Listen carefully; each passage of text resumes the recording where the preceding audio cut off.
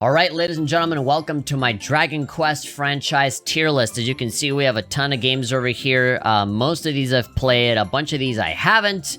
And even then, we can spend a whole day factoring in all the different versions of the game and stuff. I'm just gonna take all of my knowledge about all of these games and just, compress them into one selection. We have all of our different rankings. We have S tier, we have very good, we have good, normal, metal slime fleas, and then haven't played. A lot of these are Japan exclusive, so a lot of these I have not played. Some of these are mobile games where the service has ended since then, so I don't even have access to the game. No one has access to the game now.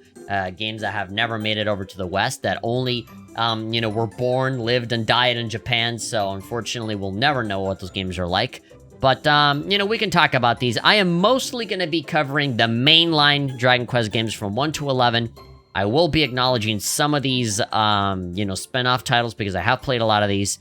So yeah, let's get started. Let's just start from the beginning. Let's start from Dragon Quest 1. So Dragon Quest 1, in my opinion, is alright. I'm gonna put it on normal. Obviously, it's the first game in the series, is a normal-ass... It's one of the very first, like the granddaddy of modern-day popular JRPGs, right? It's very difficult to be harsh on this game, because it's the one that basically started it all, right? At least in its simplified state that a lot of these other RPGs are based on, right? Before I had stuff like Ultima and Text Adventures and Dungeons & Dragons, and that was very complicated. And so Dragon Quest, the big thing that it achieved is to have a more cartoony, friendly, more welcoming, easy and accessible kind of, thing for RPG fans, right? The command system was really good at replacing, typing out text or, having to take notes on a notepad or whatever. Everything was very simplified and easy for people to get into, plus the Toriyama art style made everything very welcoming too.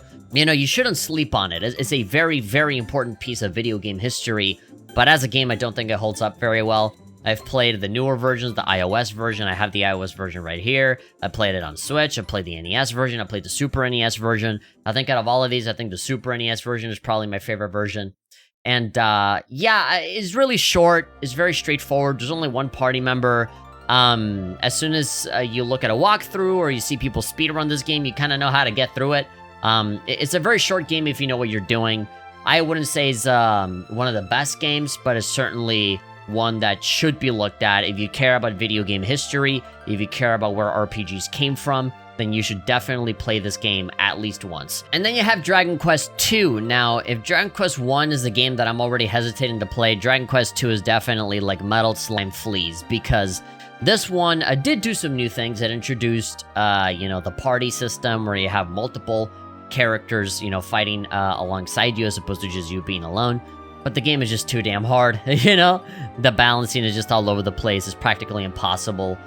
Even with a walkthrough, you have to spend, at least for me, I had to spend a lot of time grinding and leveling up so that I was just so impossibly strong that nobody could kill me, and even then I would die.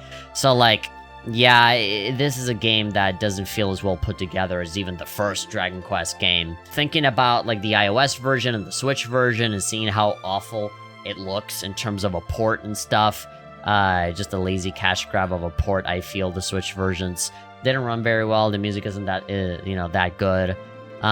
Even then, if I would recommend, the best way to play these, I would say the Japan-only Super Nintendo games with a fan translation. But even then, highly, highly recommend that you look at a walkthrough. Not my favorite games. But again, it's still a part of gaming history. These were definitely, the baby steps that were taken that would eventually build up to the really good RPGs of now, so you can't really be too harsh on them, but that doesn't mean that I have to like it, right? It's still not the best. But even despite all that criticism, definitely Yuji Horii and everybody on the team, they bounced back in a major way with Dragon Quest 3, right? This is the third game, the prequel technically, the first game in the Erdrick trilogy, chronologically. This one goes on S tier, absolutely. Well, actually, I don't know. Everybody puts it on S tier, but do I want to have it on S tier? I don't know. I would probably put it on very good, in my personal opinion. Just a little slightly teensy tiny bit lower. Not bad by any means, but it is very good. Again, it introduced brand new things like jobs and recruiting party members and having essentially a big open world, right?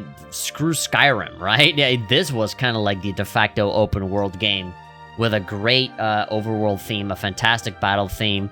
The Toriyama style here is in full force. You get a little lost in the big overworld at the beginning, but eventually as you start exploring and talking to NPCs, you kind of start to figure out where you're supposed to go, and it becomes a lot better from that point on. You just kind of start to get into the zone, and you start naturally moving from one place to the other. And it's a really, really fun time, especially with the flexibility that you have with your party.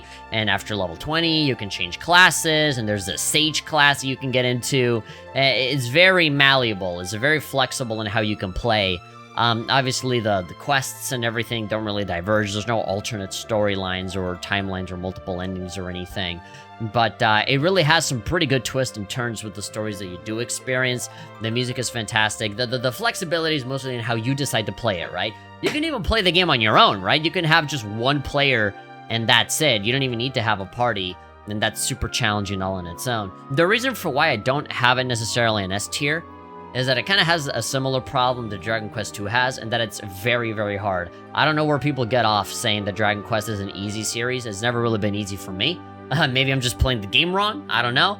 But I've been playing the Switch version, and I just, very early on, I got annihilated. I remember when I played the Switch version for the first time, I wandered off outside of my town and I walked around, and the very first battle that I had was like 6 like crows all in a row, and it was one of those things where like, oh, you know, the enemies were able to move before you could, right? It was like a preemptive attack or something, and all 6 of these stupid crows just punched me in the face in my level 1 ass, and I just died immediately. After all the buildup, right? The great hero, yes, and the king tells you to go do this thing, and you walk outside, and you immediately die. So like, or at least for me, right? And so that kind of set the tone for the rest of my experience, because even when I did have a party, like, my mage was useless because there's no piece of armor in the universe that they can ever wear, so they die in like 2 hits because their defense is so low. My luck with the random encounters is so bad. Like every 3 steps I come across one battle, and every battle can't be just like 2 or 3 enemies. No, it has to be like 20 of the strongest enemies all in one battle,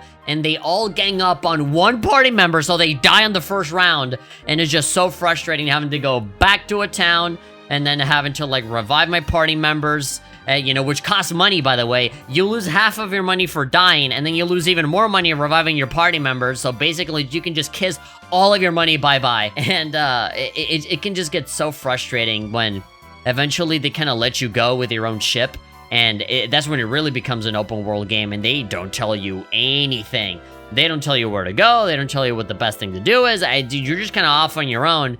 And you can just bump into a town where, like, the enemies are, like, level 40 or something, and you just get killed immediately. So, like, yeah, the game can get so incredibly hard that you can just abandon it, right? The freedom is cool and all, but the game is just so punishing, right? The game does not give you an easy way out for anything ever. You kind of just have to power through. There are some people that complain, that say that the game is too easy. I complain that the game is too hard sometimes, but maybe that's just me playing it wrong. And like the leveling up system with the experience that you get is so pathetically small, right? They say, oh, when you get level 20 and you change classes and stuff, the game becomes so much more interesting, but it takes fucking forever for you to level up. It's like, oh, your next EXP, the EXP that you need for you to be able to level up is like, you need 10,000 points.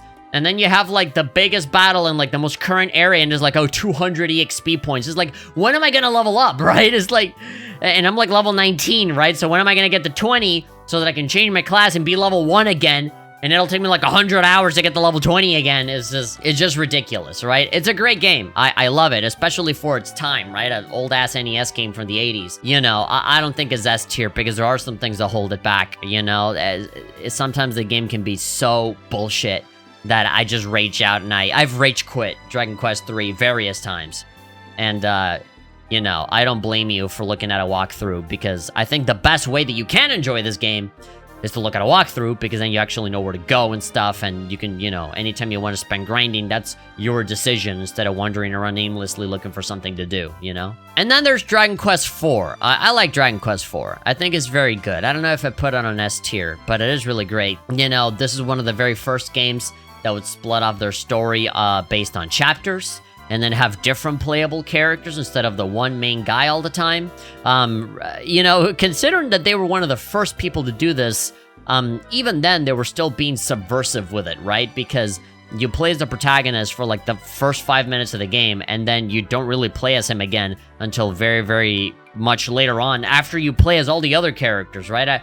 You could play this game for like 15 hours and still not play as the protagonist until much later in the game, right?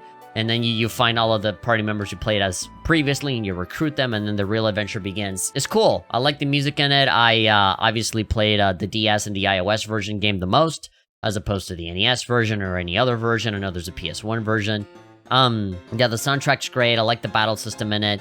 There aren't any jobs or classes. It's basically character-based, where, like, if the character, you know, in the story is a mage, then they're the magic users, right? If the character in the story is like a warrior or a knight, then they're gonna be the tank, right? Or the guy that just hits really hard, right? The customization really isn't there because there's a bigger focus on story, which is something that I really appreciate, something that I like a lot. It does feel a lot more linear than all of the other Dragon Quest games, but that's fine. I really don't think that games are inherently good just because you have a lot of control or because it's super open-ended. If anything, you kind of miss out on, you know, more focused stories and more intimate moments and stuff like party chat. You know, one of the reasons for why the Zenithian trilogy is so good is because of party chat, which is something that you don't really get in the DS version, in the North American DS version, but you do get it on the iOS version. And that makes a night and day difference. You know, it made a good game into a great one. And I highly, highly recommend that you play the Nintendo DS Zenithian trilogy, or if you have a phone, you know, whether that's iOS or Android, and I think we all have phones, then I highly recommend that you get the mobile game versions. That's the best way to support the Dragon Quest franchise right now, instead of playing old-ass DS copies. And, you know, especially 4, with 4 doesn't have any party chat, and it is pivotal for you to really be able to enjoy the game to its fullest extent. I love the game a lot. I love the glow up on the pixel art and stuff for the DS and iOS versions. I think these are really, really great, and it translates beautifully on the mobile versions. So yeah, I highly recommend the mobile versions. And now, ladies and gentlemen, we have our very first S-tier game, and that's Dragon Quest V. I love Dragon Quest V.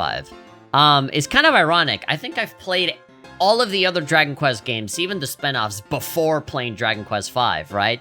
So you think after Dragon Quest X, after Dragon Quest XI, after Dragon Quest, you know, 8 and 9, and Dragon Quest Monsters, and all of these other games, you know, you think that my standards would be really high up, right? And I would be very difficult to impress when I go back to this old Super Nintendo game, or the old DS game, and, you know, not be super duper impressed by it, or, you know, be like, oh, it's so old by comparison. Nuh-uh, dude, it still holds up, and it's still very, very, very, very good. I've recently been playing the PlayStation 2 version with an English patch, and it's sublime. And I've also been playing the iOS version, and I do have some experience with the original DS version, but I mostly fell in love with, you know, the iOS version, the PS2 version. I have an emulator machine where I've been playing the DS version a lot, and that's, you know, very enjoyable in its own right, right? But, yeah, it doesn't really matter what version you're playing, even down to the, you know, the original Super Nintendo version. It's still really great. It has one of the best music tracks. It has, you know, Toriyama's art style is so much more developed and very, very, you know, detailed and cool and awesome. It's like Majin Buu Saga kind of, you know, art style look. The story, I think it has one of the best stories in Dragon Quest, you know, and just like the structure of it, right? Where you start off as a child and you grow up as an adult, and then you get a wife, and then you have kids, and then your family are party members, and then you have like the monster catching kind of thing, you know, pre-Pokemon, but post-Shin Megami Tensei. Yeah, it really kind of popularized the whole monster capturing kind of thing before Pokemon became a thing. You were, you know, capturing slimes and robots and golems and all of these other monsters that would end up creating the Dragon Quest Monster series, and that's a whole series, you know, in its own right. That's also really, really great.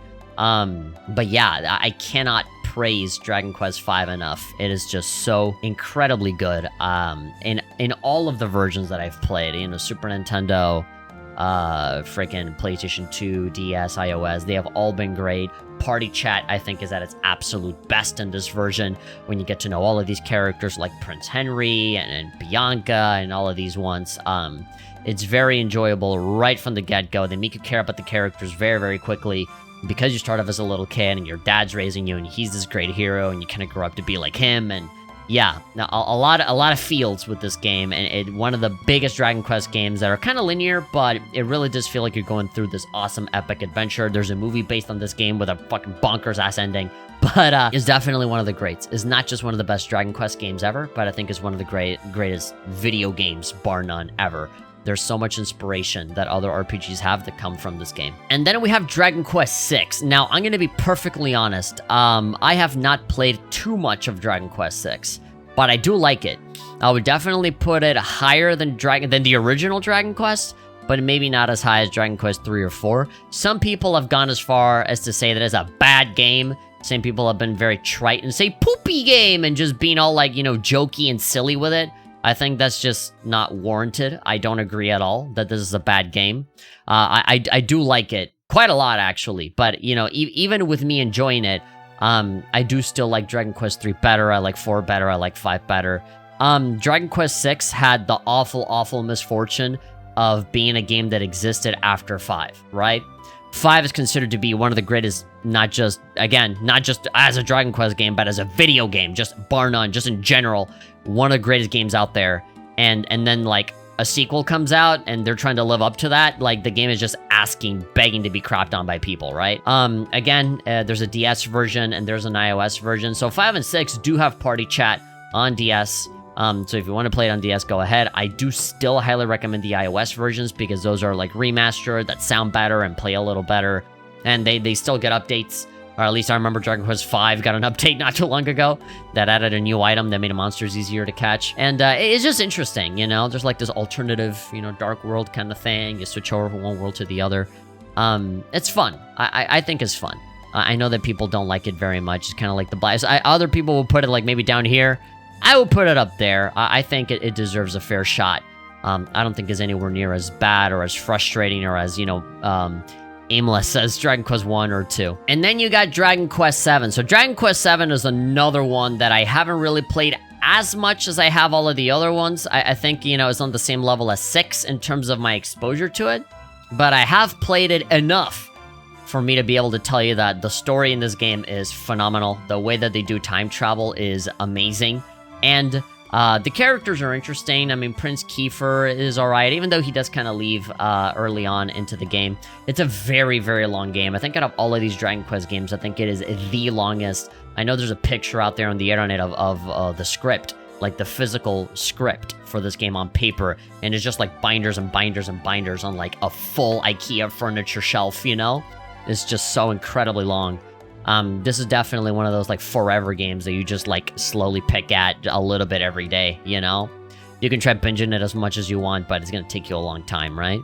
But yeah, again, with the job system and stuff, you can switch out jobs and just do a lot, right? There's so many enemies, there's so much story, there's so much, like, little islands that you unlock as you go back through time and then go back to the present, and then the islands show up in the present, and yeah. There's an enormous amount of stuff to do. There's a lot of differences when it comes to the original PlayStation 1 version, when it was still Dragon Warrior, and then the remake, which was on 3DS. I personally prefer the remake. I have played the PlayStation 1 version, but I find that the opening, all of the initial beginning parts, is just so incredibly slow. You don't really get into a battle until, like, way later on. And, I usually don't like it when remakes and remasters kind of cut a bunch of content. But I think this is the exception. I feel like the original PS1 version is just so slow at the beginning. And you're kind of just dying to fight something at some point and kind of get to the action quickly. But there's just a lot of, like, block pushing, puzzle solving kind of stuff that I kind of got sick of really early on. And the 3DS version definitely cuts that significantly. You get to the action a lot faster. It still takes time, but it's just a lot faster. And I just appreciate that a lot more. The 3DS version does have a couple of problems as well. Mostly from technical aspects. It is a very slow game, which is kind of telling because you have stuff like Dragon Quest 8 and Dragon Quest 11 that run very, very well. And for some reason, Dragon Quest 7 is just so poorly optimized, the entire game just like runs in slow motion most of the time. And that can be pretty frustrating. And that might make you want to go to the PS1 version where like everything is kind of static and a bit more simple and, it just goes a little faster. The music is also not as memorable as other places. But I do still like it a lot. I like it a lot. It's a game that you really, I know it's kind of a cop-out to say, oh, give it 20 hours and it gets good, right? But like, this is one of those games where if you invest the time in this game, it's not just going to be a great game, it's going to be a fantastic game. People say that, you know, Dragon Quest V does time travel really well. Oh my god, Dragon Quest VII does time travel super duper well, you know? And then there is Dragon Quest VIII, my golden boy, my darling, my absolute love, my mistress, my lover. I love it. Dragon Quest VIII is probably my #1 most favorite one because, and I know I have personal bias. I know that when it comes to really nostalgic franchises like these, the first game you play is usually your favorite one. And that definitely applies to me, because my first one was Dragon Quest VIII, back on the PlayStation 2 days. And it actually took me some time to get into it. It wasn't until much later that I replayed it again, and I fell in love with it almost immediately. I loved the music in it. I liked the 3D graphics for Dragon Quest. The monster designs were so good. The story for Dragon Quest VIII is super duper good. You know, you can go really deep into this game without even realizing it. You can just sit there and experience the story and not realize that, you know, it's really dark out because a lot of time passed. I really like the characters, like the protagonist. I like Jessica, Yangus, Angelo. I like the villain, Dolmagus. I think for the very first time in the franchise to, you know, really deal with full-on 100% 3D graphics, they do a fantastic job. I like the company that made the 3D Toriyama style. It looks really, really awesome. I think even with all of these future games, they'll look a little bit more realistic with Dragon Quest X and 11 and stuff. I still think 8 looks better than any of those. You know, it just has that unique cel-shaded kind of style. It really does feel like I'm watching some Dragon Ball anime that takes place in a fantasy setting. I feel like here's where they really, like, perfected the Toriyama art style in 3D. And I'm not gonna say that the future games do a worse job at it, it just looks different, and they definitely, like, you know, dive deeper into more, trying to make it look all hyper-realistic, which I don't think that was the strength of the Toriyama art style, or Dragon Quest in general. I feel like, art style-wise, visual-wise, I think 8 still takes the cake out of any Dragon Quest game. I think maybe that and 10, I think, are the two that look the best visually. But yeah, the battle system is also really cool with the pump up, you know, system where you charge up your attacks so that they're all, you know, stronger. I like that you only have to worry about like 4 party members. I know that in the 3DS remaster, which I'm also playing, you can get a bunch of other characters. You can get Red, you can get Mori and stuff. I think, yeah, it's just those 2 extra ones. That's pretty much it, but you do have to do a lot of work to get both. I think, right, you get through the story, and with Mori, you basically have to win the entire monster arena kind of stuff. The music is also phenomenal in this. I really like the sense of adventure here. I like that you immediately go into the story with a purpose. You know, you almost feel like you're kind of jumping into the middle of something as opposed to starting off on your own, like in Dragon Quest 3 or whatever, where you wake up and your mom tells you, well, go on your adventure. But here, like, it's already kicked off, right? I like that they start voicing the characters in Dragon Quest now. In the PS2 version, we had the English voices that were fantastic, and the 3DS one, those stay there too, with a tiny, I think there's like 1 or 2 voices that get changed, but overall it's still very, very good. They also added Japanese voices on the 3DS remaster. They didn't have any Japanese voices in the PS2 game. For the longest time, I could have sworn that the Japanese version on PS2 also had Japanese voices, but I was just crazy. I guess I just misremembered it. I swore they had voices, but they didn't. But in the 3DS one, they did. So, that's cool. They also add so much more content and stuff in the newer 3DS version, so yeah, it's just, it's so great. And if you, have a hacked 3DS, and you want to play the 3DS version in the best way possible, then you can mod it to have the orchestrated soundtrack and stuff. It's wonderful. It's blissful. I cannot recommend Dragon Quest VIII enough. You know, the villain Dolmagus is also really cool. All of the towns you visit are awesome. It's one hell of a game. It is a thrill ride. I love it. I can't recommend it enough. And then we got Dragon Quest IX. I think Dragon Quest IX is also really, really good.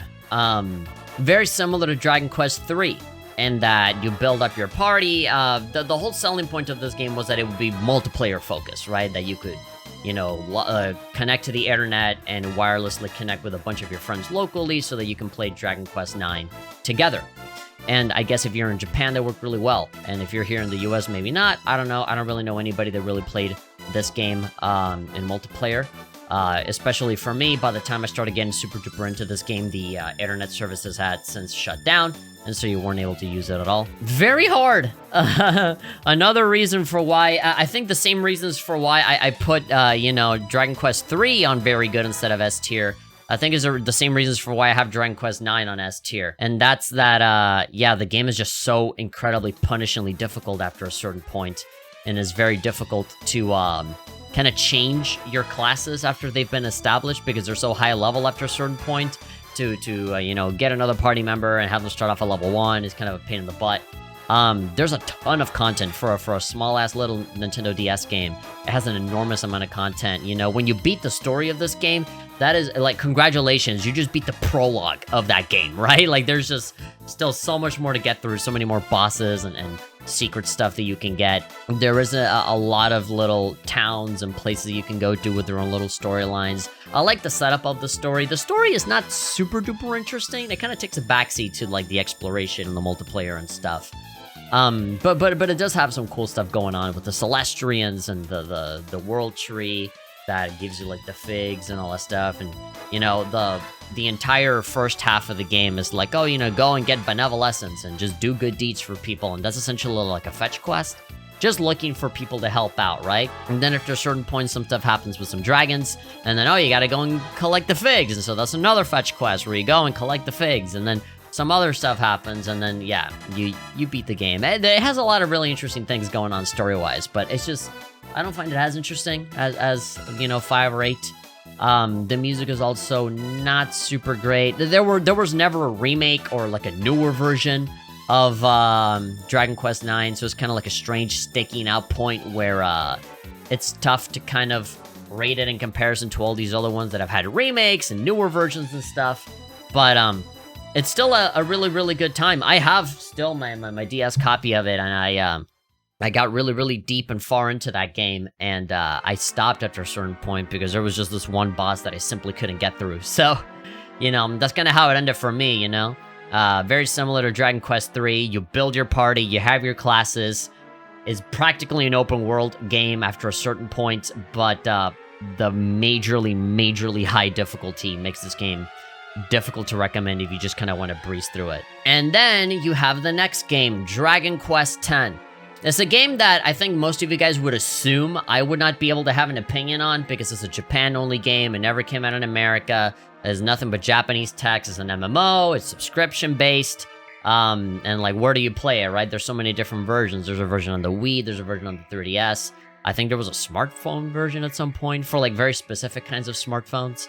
And then the Switch version. I think right now the biggest versions are, I think, PS4, Switch, and PC, right? All of those other, like, Wii U, all of those, like, they kind of ended support after a certain point. I think for the Wii, it was just, like, version 1 and version 2, and then for the Wii U, it went over to version 3, and then I think, yeah, eventually there was just, like, this cutoff, right? Where you just can't play newer versions and stuff. But for the newer ones, PS4, Switch, PC, you got everything all the way to version 5, with a version 6 coming up. Despite this being a game that is only in a language that I don't understand, I have been playing it a lot. I actually have the full, like, version 1 all the way to version 5 expansion pack for Dragon Quest X.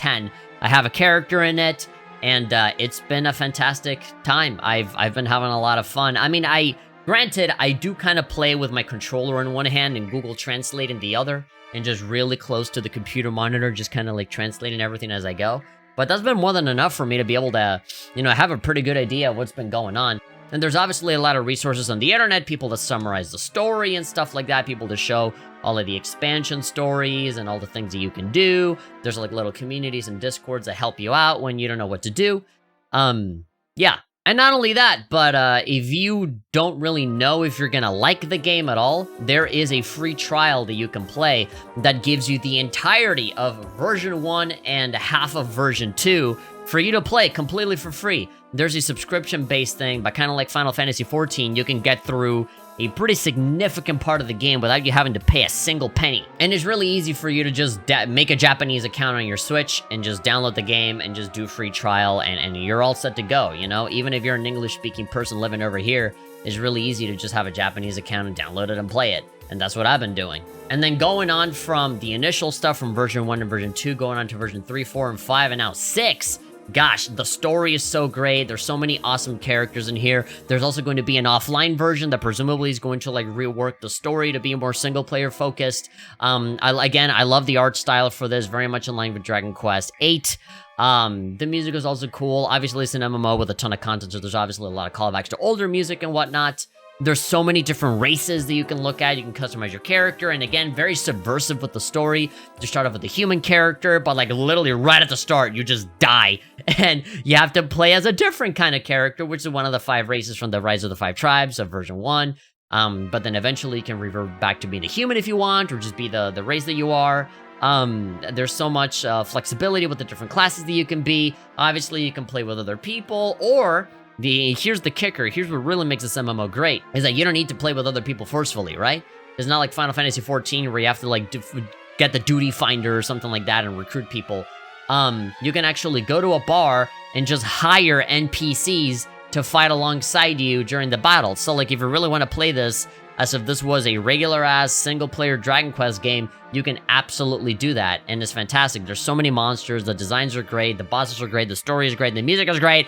I love it. It's such a fantastic game, and it's a game that keeps on giving. You know, it's been a game that has existed since the Nintendo Wii days. And when did the Wii come out? 2006? Yeah, it came out late in the Wii's life cycle. It's been like, I guess like 10 years.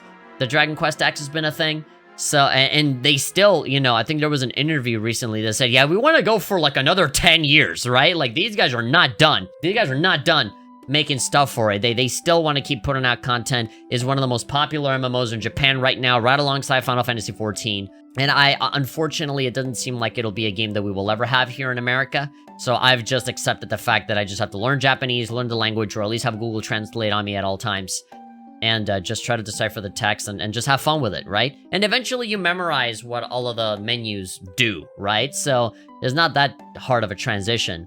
But I've grown to enjoy trying to figure out the Japanese text. You know, for me, it's almost like part of the fun, trying to decrypt what everyone is trying to say, while enjoying the story as well, you know? It's just great. It's awesome, you know? And as an English speaker, I think it's still worth checking it out, because it's free for the most part, right? And even all of that, those free portions are still so much like... It's so meaty, right? There's still so much content there, and it's all for free, so I can't recommend Dragon Quest X enough. It's so great. And finally, in terms of the mainline games, we have Dragon Quest XI. Dragon Quest XI is certainly S tier for me. It's a game that I've been very, very actively playing right now. I have the Japanese 3DS version right here, and I would argue that this 3DS version is quite possibly the best version out of all of the Dragon Quest versions, probably better than even 11S, because I just really like the art style and the expressiveness of all the cutscenes and the characters and stuff. I just feel like there's so much more content and more love and care put into Dragon Quest on 3DS, the 11th game. I know that Dragon Quest 11S has more content and then some, but the graphics and stuff, and the way that the character models are treated, I don't know. I just don't enjoy it as much as the 3DS game. I find that visually is so much better on 3DS than it is on consoles or PC or whatever. The dialogue and the way that the characters move around just feels so much more stilted, you know? They don't feel like characters, they feel like mannequins that just kind of look like Akira Toriyama's artwork. And then the 3DS version feels like the actual game that Square Enix wanted to make. The story's fantastic, especially during the second half, you know, where everything kind of shit starts to hit the fan and, you know, there's time travel and all of this crazy stuff. The characters are really likable, you know, immediately so. They're pretty much in the same league as the Dragon Quest VIII cast with Yangus and Jessica and Angelo and all these other people and the King and Medea and all that. With 11, you got, you know, Camus, you have Senya, you have Sylvia, freaking Law and Martina and all of these characters. In the Japanese version, obviously in English, it's Eric, Serena, Rob and Jade, and all of these awful fucking stupid names that I hate from the English version. I think in the Japanese version, it just makes so much more sense. I would even argue that the English version of Dragon Quest XI is not even a translation. It's more like a full, complete rewrite of all of Dragon Quest XI, which is something that I'm not necessarily okay with, but it is pretty good in its own right. But yeah, that's another reason for why I really like the Japanese 3DS version of Dragon Quest XI, is that they got their own thing going on, and it seems like with the American version, they just took all of that and they just threw it into the trash and just made their own thing. They just did whatever the fuck they felt like doing in the English version, and that kind of pisses me off. But hey, what you gonna do? Is the 11th game in the franchise. I think it's a little too late for them to change their ways now. I think we're just doomed to have like stupider localization decisions from the foreseeable future. That's another reason for why I think if you're a Dragon Quest fan, you should probably just give up and learn Japanese, because then you can just read the games and play the original ones and just, you know, take them for what they are instead of this weird bastardized kind of English version that we got. But even with incredibly stupid localization decisions, the game is still really great. I love the music in it. Especially now, you know, I got it all super wired in my brain. I've been playing the PC version and the 3DS version interchangeably, you know, pretty much on the daily. And I've been having a fantastic time with it. I love the characters in it. The story is great, especially the entire second half of the game is fantastic. And the battle system is cool when you're in the zone, or again, as they say in English, the pep powers, another really stupid thing that they should not have changed. But yeah, when you're in the zone, you can have like these little co-op moves, and the cutscenes are amazing. All of these little co-op attacks that give you little cinematics are always really fun to look at. I never skip them. All the stuff with the toggles and the extra content on the 11S version where you can change from 3D to 2D and all that. It's basically 2 games in 1, right? It's really awesome. You know, for a game that for a game franchise that has been going on for so long, you'd think that they would run out of ideas or that it wouldn't be entertaining anymore. Because it does feel like an homage to all of the older ones as well, right? But even after 11 games, and even after this very cool MMO that is still going strong now, they're still bringing it, you know? It's still really, really awesome. The graphics and everything are really beautiful in the console version, whether it's on PS4 or on PC. I recommend on PC because it has 60 FPS and higher resolutions and stuff.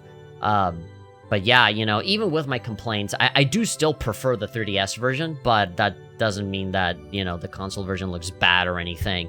The character models are a little stiff and stilted, but I do really enjoy everything else about it, especially the monsters. The monsters look absolutely amazing in the console version. The environments and the colors and everything, the way everything is shaded is just awesome. It's just so different from any other modern day RPGs out there, right? And they still keep it traditional with the turn-based combat and stuff, which I love. So yeah, and everybody's gonna tell you this in every single review of Dragon Quest XI, but you know, if you're new to Dragon Quest, and if you want to start and you don't know out of all of these games which one you want to do first, then I would highly recommend 11. I think 11 is the most modern one, the newest one, the most advanced one, the one with the biggest amount of content. Yeah, it's bar none. You know, get it on Switch or get it on PC. It is blissful. It is an absolutely amazing game. S tier without a doubt. And there we go, ladies and gentlemen. Those are the mainline 11 Dragon Quest games. I do want to talk a little bit about the spin-offs. We got Dragon Quest Builders, which I thought it was good, but then Builders 2 was very... Actually, no. Let's put it up here. Yeah, Builders 1 was very good. I played the Japanese version of Builders on PlayStation Vita, and I remember liking that a lot. I got addicted to that game. And then Builders 2 came out, and I got the PC version specifically because it comes with all the DLC, and it was a gloriously good experience. It's basically Minecraft, but with a story, and is a bit more linear. Dragon Quest Builders 1 is based on the Dragon Quest 1 world, on an alternate storyline where the hero chooses to be evil, and so then builders don't exist, and then you as a builder have to go and rebuild the world of Dragon Quest 1. Same thing with Dragon Quest Builders 2, but, you know, with more online stuff and more freedom to just build out whatever it is that you want, and it's really, really great.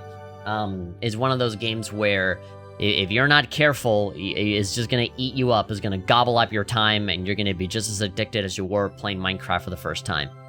We also have these Muso game spin-offs, these Koei Tecmo branded ones. Dragon Quest Heroes 1 and then Dragon Quest Heroes 2.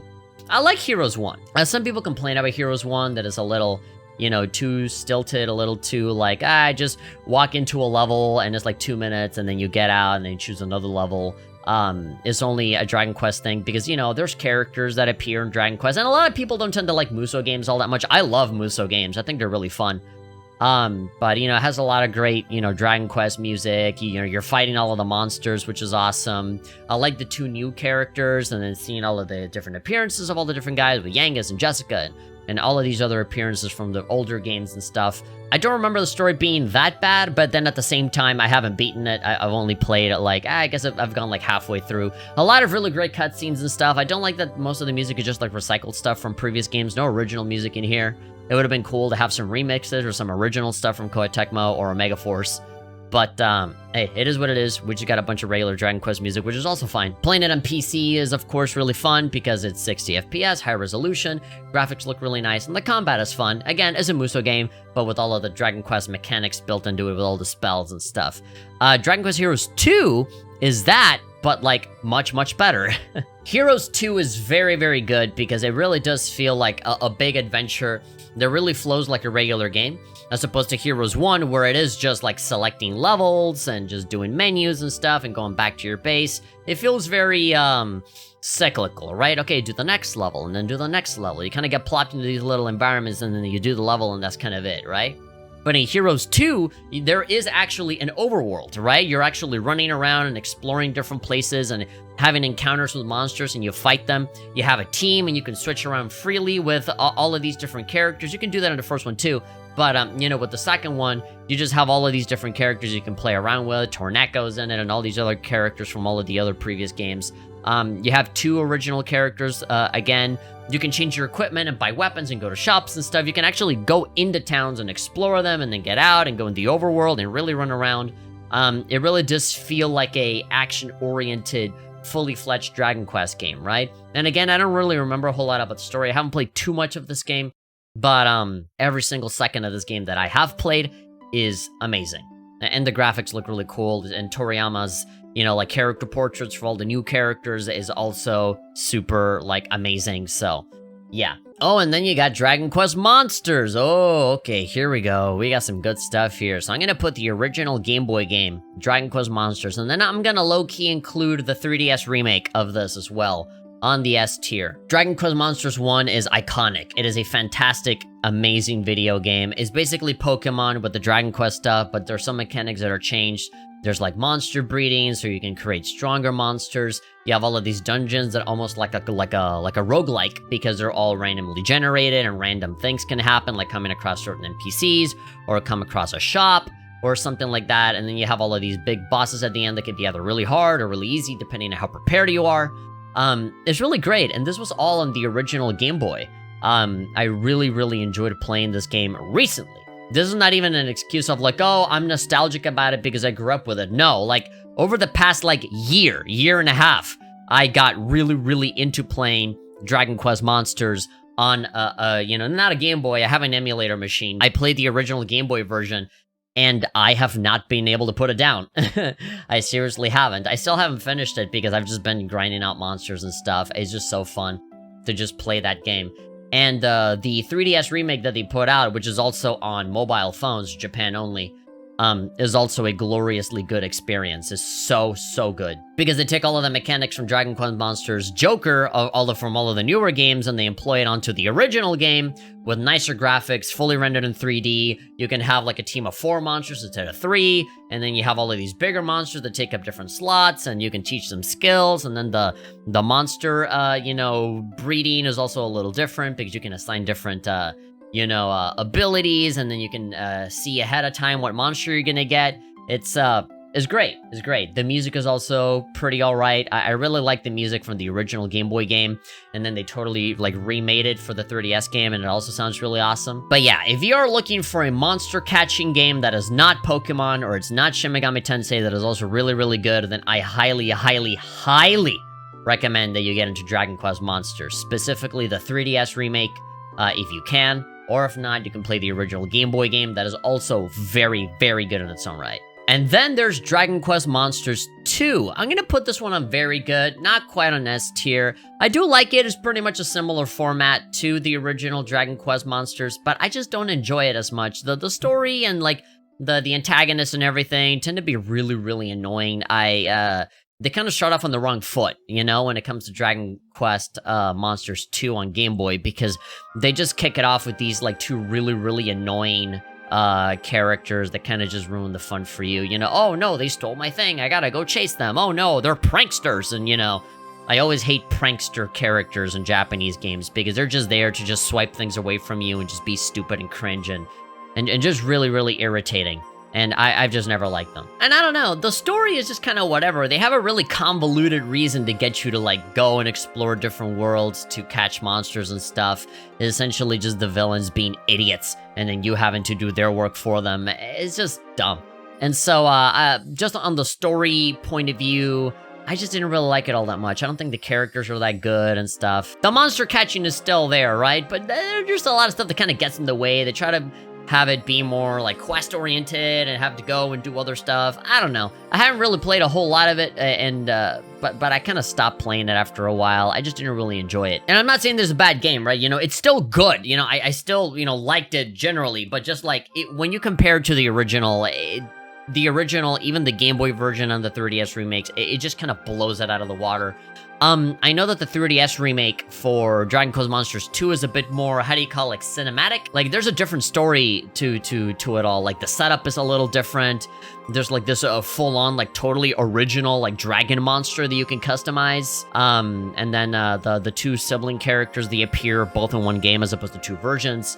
It's just odd. They kind of handle it in a different way that I think is a little better. But still, a lot of the second game just kind of rubs me the wrong way, and I just don't enjoy it. It doesn't give me the stuff that I'm looking for in the same way that, you know, the original game just delivers magnificently. And then you have the Dragon Quest Monsters Joker games. So I can tell you that I have played all three of these, but I haven't gotten super far in any of them. So I feel weird kind of ranking them. But I will give you my impression going into it. Consider this as a first impressions for the Dragon Quest Monsters games, specifically the Joker series. In my opinion, could easily change, you know, as I play through all of these and beat them and stuff. But yeah, so far, this is just what I currently feel about these games, which is good, very good, and S tier. I think Dragon Quest Monsters 3, especially Dragon Quest Monsters 3 Professional, which are like expanded versions of all of these games. I don't know if Dragon Quest Monsters, the first one, ever had a professional version, which is like an expanded version of it.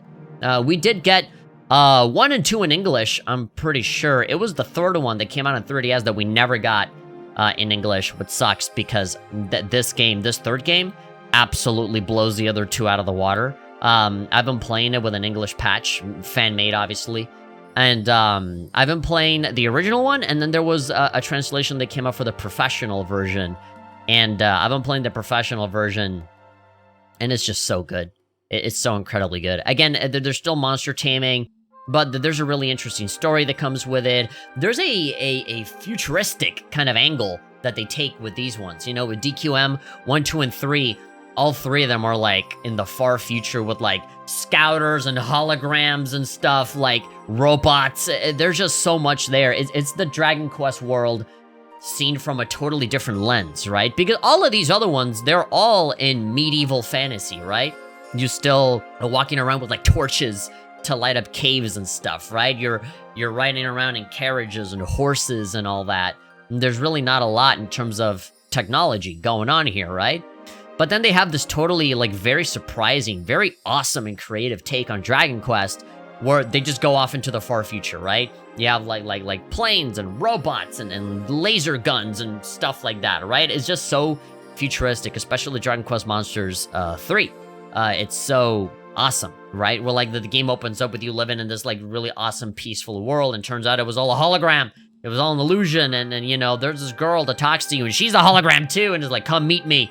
And so along the way, you're helping people and capturing monsters and stuff. All three Dragon Quest protagonists look like such edgelords for a Pokemon monster catching game, but it's cool. All three of them are awesome. I think out of all of these, the one that I've played through the most is definitely the first one. I've played through a tiny bit of the second one, but I do like this one better than the first one. And then DQ3, I've also played a lot of, and yeah, it just blows me away. It's kind of, I've had a tough time getting through 3, because on the professional, the English patch for the professional version came out, and I kind of started from 0 with that version, which apparently has, like, so much more content. People have said that all of the content that they add in the professional version is like a whole other game, you know, in its own right. It really makes me sad that the Dragon Quest games are not worshipped in America as they are in Japan because there's so much value that you get out of these games. But instead people complain about games that don't give you that value. Instead, we should be propping up the games that do give you value. But yeah, I've been wanting to play it, and it doesn't really matter to me whether it's in English or Japanese, because again, I got Google Translate and I got my own knowledge of Japanese, where I've been powering through all of these games regardless of the language, and I've still had a great time. And then we have even more spin-offs. We have Theater Rhythm Final Fantasy. I'm gonna put this one on the okay, good tier. It's above average, it's above normal. It's not bad by any means, but it really is just like a rhythm game that kind of just rehashes all of the, you know, all of the music from all of the mainline games. So yeah, you know, with Theater Rhythm, I'm pretty sure it didn't have any orchestrated music. I'm pretty sure all of it is either like 8-bit old music, or it's just the MIDI soundtrack with MIDI samples and stuff, and it doesn't sound as good. It's essentially exactly the same as Final Fantasy Theater Rhythm, with like the touch controls or the buttons or whatever with higher difficulties, and there's DLC where you can buy and download new songs and stuff. I have all the DLC and I have played it. And you can select your little characters and stuff. It's very basic. It's very much like fan service, just kind of cashing in on people liking the music. It's not the best, and especially the kind of music that Dragon Quest is, I don't think it fits the rhythm game kind of format, because it's all just way too easy. Simply far, far too easy. So yeah, you know, I don't know if I'd recommend this to everybody, even for Dragon Quest fans, but it's not bad. It has high quality, you know, it's kind of running off of the Final Fantasy thing. But if you enjoy the music and you just want to play it in a rhythm game kind of fashion, then you can. But it's not, you know, it's really nothing amazing. It's not bad, but it's not amazing. In fact, now that I'm talking about it, I'm like more and more like convincing myself to put it on normal. But that would mean putting it next to the original Dragon Quest. I don't know. I mean, it's okay. The game's alright. Yeah, you know, I think it fits better there. Dragon Quest Tact. So I did play a little bit of this. Again, I am not super well versed in it. This is a mobile game that is still ongoing. It's one of those where, like, if it's not popular enough, it gets shut down and you can never play it again. So that would be a shame. Eventually, there'll be a day where nobody will be able to come back into this and check it, right? But I'm gonna put it in the good category. It's alright. It's essentially Fire Emblem. It's Fire Emblem with Dragon Quest monsters fused together, because you recruit all of the monsters, and all of those monsters act as your little units for your little strategy stuff that you do. I hate turn-based tactical strategy stuff. I've always been so bad at it. But Dragon Quest Tact has been pretty easy for me. There's a story that goes along with it and stuff. It's alright. I haven't really played a whole lot of it, so again, my current impressions are that it's okay. The graphics are pretty good, and there's always some events, and you know, obviously these are free-to-play mobile games, or there's a gacha and all that stuff, but you know, is that Dragon Quest angle that kind of drags people in, and it's for what it is, which is a free-to-play tactical strategy game. It's alright. It's not anything, you know, amazing. And then there's this thing. I see the picture, but I have no idea what it is. I'll just assume that I haven't played it. It's probably some spin-off. Oh, and then there's this one, the PlayStation 2 Young Yangus mystery dungeon game. I have actually played it. I actually got myself a Japanese copy of this, and I ran it through an emulator. And it's fun. It's a mystery dungeon game. It's a mystery dungeon game with the story focusing on Yangus from Dragon Quest VIII as a little kid. He essentially gets teleported into a different world and meets up with Torneko from Final Fantasy, from Dragon Quest IV, and he teaches you how to do mystery dungeon stuff, and it's fun. I like it. I think it's good. Again, this is one of those games where like I just kind of played the opening and the tutorial, and I did like a boss battle or two, and I do like it. It's all in Japanese. There's no English translation for that as far as I know, so you kind of just have to deal with it and just learn to, you know, finagle through it. If you know how to play mystery dungeon games, and if you've played the previous like Super Nintendo like Torneko games, then you definitely know how to play this, right? But it's fine. I don't know if I'd say that it's very good, but what I did play, which wasn't too much, was pretty high quality, and I liked it. And especially the cutscenes. The cutscenes are really fun on this one. And then you have the Rocket Slime games. Let's put the Torneko games closer together.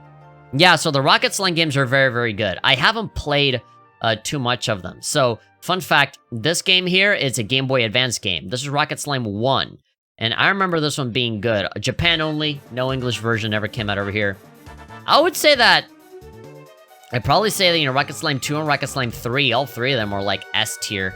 I really like all three of these. there's some nice little spin-offs where you essentially play as a slime. And so, at least with the DS version, you can take the touchscreen and, like, drag on the slime and, like, boom, like, send them shooting over. You have, like, the big tank, you know, your big slime tank you can use to fight other tanks, and the tanks were, like, parodies of other stuff, like Chrono Trigger or whatever. The story was funny. It was very simple, you know. It's basically, like, the same villains every time, with, the same motivations or whatever. It's really weird, because even though that it's, like, 1, 2, and 3... all of them are essentially like remakes of each other, right? The Game Boy version is like the game, it is what it is. And then the second one, the Rocket Slime game on DS, is like it's kind of like a semi-remake of the first one. And then the third one is also like a semi kind of piratey themed, like a pirate ship themed remake of the second one. So like, it's just really odd. It's just really odd kind of how they iterate on these. They all kind of like overwrite each other in a strange way. But, they're all really great. I like them a lot. I put the Rocket Slime, the first one on good, but I've barely played it. I really don't know how good or bad it is in comparison to the other two, but I know this one, I've played the DS one and the 3DS one, and both of them are fantastic. I like them a lot. But yeah, the Game Boy Advance one, I've played very little of it, and I remember it being not that different from the DS one. I just don't know where to put it. I think I'm just gonna put it on haven't played. I don't think I've played it enough, but I've played the other two. Yeah, I played so little of this one that I just, like, I don't even know where to put it, so I think I'm gonna put it on a haven't played. Dragon Quest Swords, I've played a tiny little bit of it, and I remember it being really fun. I like the character models for this. I like the hot, you know, girl with the French accent. I like the mechanics of, like, swinging your sword with the Wii remote. This was back in the day where, like, you know, before VR and stuff, you know, the Wii remote was, like, your thing, where, like, you were the controller in the game.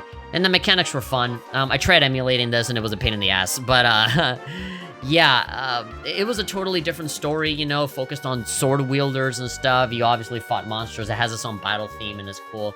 It was decent. Again, I haven't played a big chunk of it, but what I do remember, I remember being very good. And then there's the Torneko games. So these are essentially Pokemon Mystery Dungeon before Pokemon Mystery Dungeon was ever a thing. I remember the Super NES one being really hard and not being super enjoyable. But again, I only played a little bit of it. I'm gonna put all three of these on haven't played. I didn't even know there was a third one. I knew there were two of them. One on Super NES, I think one on PS1? No, I think on Game Boy. There was like a Game Boy Advance one, and then there was like a PS2 one. Or PS1? I forget. These are like a mystery to me. Mystery dungeon to me. But I'm gonna put them on haven't played. I did play the Super NES one, but like Christ almighty, I had a really tough time, you know, getting along with it. And then this one, oh, Dragon Quest of the Stars. I think I like Dragon Quest Tact a little better. Yeah, Dragon Quest of the Stars, again, it also has its own story. As opposed to playing as monsters, you can play as people. A little bit of a Dragon Quest 9-ish kind of feel to it, because you have your own creative character, and you kind of just go through this free-to-play kind of thing. I've played very little of it, but even back then when I was playing it, it was just kind of okay. Dragon Quest Wars. So I remember this one being a DSiWare game, if you guys remember DSiWare. It was essentially a downloadable title for your DSi. And it was essentially a tactical strategy game where, again, kind of like Dragon Quest Tact, but for your 3DS, for your DSi. You could play a strategy game with all the Dragon Quest monsters and stuff. So Caravan Heart, I'll probably put it in there with Metal Slime Fleas or something. But I don't know if I want to put it on haven't played, though, because, again, this is another one of those where, like, I just played such a tiny amount of it. But the amount of it that I did play, I didn't really like. You play as Prince Kiefer from Dragon Quest 7, and he, like, walks into a closet or something, and he gets teleported into a different world, into the world of, like, Dragon Quest 2 or 3 or something, I forget. I think it's in, like, Dragon Quest 2. And so, again, you kind of just, I think you recruit monsters. There's, like, a monster catching kind of thing, or maybe not, I forget. But you do have a party. You have, like, a wagon, like a station wagon, and you have to take care of the wagon.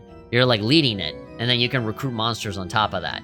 But, you have different people in your wagon, and they all have different roles, and they all take turns in doing things, right? It's like, okay, one guy heals, but it takes, like, 2 turns for him to be able to do it. One guy's like a warrior, and then you have Kiefer, and then you have your monsters, right? And so, it was just like a strange and confusing battle system that I didn't really like all that much. So I kind of want to put it on Metal Slime Fleas, and I don't remember the story being that good. It was like this really weird spin-off thing. I didn't really get it. So yeah. Also, we got Dragon Quest Walk. I haven't played it. It's Pokemon Go, but with Dragon Quest monsters. And then you have Battle Royal Victory or something. This is an arcade game. Imagine Dragon Ball Heroes, right? With like the cards and, you know, get certain enemies and you have your characters with your cards and they fight for you and stuff. Yeah, it's that. It's Super Dragon Ball Heroes, but with Dragon Quest stuff. It's an arcade game. I don't know if it's still alive now, but I've never played it.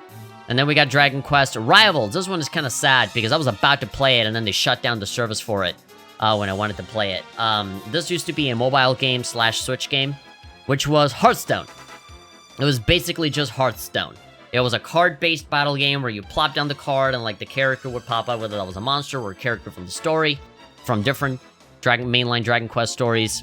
And yeah, you could play Hearthstone with it. And apparently it was fun and it was popular and a lot of people liked it. But again, Japan only. It never saw the light of day in America, and it shut down over there, and nobody can play it now. And so the only way for you to be able to know anything about the game is if you watch live streams of, like, older live streams of people playing it in the past, so.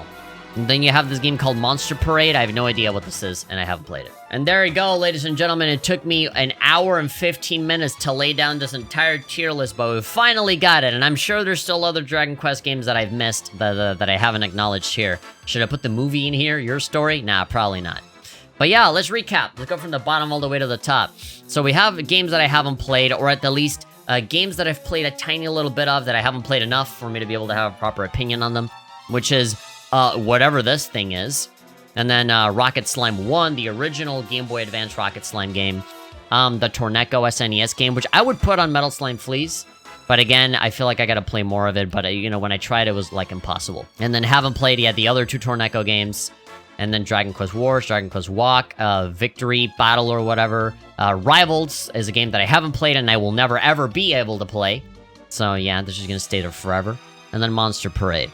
And then Metal Slime Fleas, games that I think are kind of bad-ish, you know, or games that I just don't get, games that I wasn't able to get into, which was Dragon Quest 2, that's the only mainline game that's in here, and then the other ones are Caravan Heart and the first Super Nintendo Torneko game. And then normal, games that are just kind of okay, you know, they're not bad, they're not good. Dragon Quest 1 I probably would have put on Metal Slime Fleas, but I gave it a break because of its historical significance. Theater Rhythm Final Dragon Quest is just kind of an alright, you know, rhythm game with the crappy, meaty versions of all the songs. And then you have Dragon Quest of the Stars, again, free-to-play mobile game, not really much to it. I haven't played enough of it for me to be able to say one way or the other whether it's good or bad. It's just kind of okay. And then you got good games, which is Dragon Quest 6. Some people would disagree with me on that, but I like it. I like it better than most people. And then Dragon Quest Heroes 1 is also good. The first Dragon Quest monster is also really fun. Dragon Quest Tact I liked okay. The Young Yangus mystery dungeon game is also pretty entertaining for what it is. I played a little bit of it, but I played enough to know that it's good. And then Dragon Quest Swords is also pretty good. Most of these are just spin-offs. And then very good, the ones that are very memorable, the ones that I hold, you know, pretty near and dear, are Dragon Quest 3, Dragon Quest 4, Dragon Quest 7, Dragon Quest 9, Builders 1, Dragon Quest Heroes 2, Dragon Quest, you know, Monsters 2, and then Dragon Quest Monsters Joker 2. And then there is the S tier, the absolute darlings, the icons, the when you think Dragon Quest, you think these games. The games that I have played, I've played like 5 different versions of all of these games, and I am still not sick of playing them. Which is Dragon Quest 5, Dragon Quest 8, Dragon Quest 10, the MMO. Very actively playing Dragon Quest 10 right now. Very actively playing Dragon Quest 5 on PS2 right now. Very actively playing through Dragon Quest 8 on 3DS right now. And very actively playing through Dragon Quest 11 right now on 3DS and PC.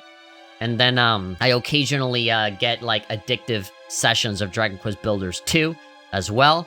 The one game that kind of started this whole mess with me and my big resurgence of loving Dragon Quest and wanting to make videos on it was Dragon Warrior, Dragon Quest Monsters 1, the original, on Game Boy. And I guess you can include the 3DS remake on there. There's no picture for that on here. And then Dragon Quest Monsters Joker 3 Professional. And then Rocket Slime 2 and Rocket Slime 3. So, there we go. You got it. That if you wanted to know my opinion on all of these goddamn Dragon Quest games, then yeah, there it is. And in the way that I expect, you know, when I make these tier list videos, there's always the one guy that's like, what? How dare you put this game at the bottom? It should be at the top, right? I highly encourage that you make your own tier list, because I'm sure there's going to be the one guy where all of my selections are going to be flipped upside down, right? All of the ones that I think are bad are going to be good, all the ones I think are good are going to be bad, and stuff. But, yeah, it's a shame that there's a whole section of games that I haven't played, because a lot of these are like mobile games, or like arcade games that don't exist anymore, or like Japan exclusive things. Yeah, it's sad. But I'm impressed that I was able to get through all of these, you know? And every single one of these games are like long, right? They take a lot of time to beat. I think Dragon Quest 1 and 2 are like the only short ones. All of the other ones are like super long. But yeah, it really makes you realize how far I've come, how many of these games I've actually played, and how much time I've spent playing all of these. And I don't regret it. I really don't. I really don't regret it. I've had a great time with all of these, even with the ones that are kind of okay. You know, at any given time, I could obviously give myself more time to play through all of these games multiple times. And maybe my opinion will change, right? Maybe I'll be like, you know what, Dragon Quest 9 does deserve to be an S tier, and maybe bring Dragon Quest 5 down, right? Or something like that, right? But currently, as it stands, at the time of this recording, you know, this is my current opinion. I do feel like some of these are a little flimsy, because I haven't played enough Dragon Quest Monsters, you know, the Joker series, for me to be able to very confidently determine which one goes where. Is mostly just my personal first impressions on all of these, and, you know, being wowed by a lot of aspects of the newer ones and stuff. Who knows? Maybe I'll love the original Dragon Quest Monsters Joker more than the third one, and then I'll just put that one up. Who knows? But as it stands, that's how it is. I would love to know what you guys' favorites are, whether that's just the mainline games or the spin-offs or whatever. Is there any game in particular that you love above any of the other ones, right? Because I know I got my biases towards the original Dragon Quest Monsters on Game Boy, and then 3 Professional. Or, you know, maybe there's games that you didn't even know existed, right? I know that when most people say, dude, Rocket Slime is so good, why didn't it make another one? It's like, well, there's 2 more. There's actually a trilogy. But the first Game Boy Advance game never came out over here, and the 3DS third game never came out over here. So, you know, people are just kind of stuck not knowing that. So maybe now that they know that all these games are out, maybe they'll track it down and try to find them and play them, right? And then those can be their favorites. But anyway, thank you everybody for watching. I'll save this one. I'll download this image. There we go. So that I can remind myself what my Dragon Quest tier list is. But yeah, I've been wanting to make this video and the battle theme video for a while now. Just to put my opinions out there on my favorite Dragon Quest games. That and, you know, Dragon Quest content on YouTube is sorely lacking. I go on YouTube and I search up just the words Dragon Quest to see if there's anything fun related to the series, right? Any YouTubers that talk about it, any, you know, anyone in particular, any video essays on it or anything. And I never find anything. I always find like the same, maybe like 4 to 5 YouTubers that barely ever upload about Dragon Quest. When it comes to fully dedicated Dragon Quest channels, I think it's just like 1. You know, at least when it comes to English-speaking stuff. And then all of the other ones are like people that occasionally talk about it, but generally their content is about something else. If you want to see more Dragon Quest-related stuff, you definitely have to just be a Japanese speaker and just look for Japanese videos that talk about it. But yeah, there's no greater inspiration to learn the Japanese language than to be a Dragon Quest fan. But yeah, that about does it for me. Thank you very much for listening. When am I going to make another video? Who knows? I'll see ya when I see ya. Hopefully you enjoy what I am putting out. And yeah, see you next time.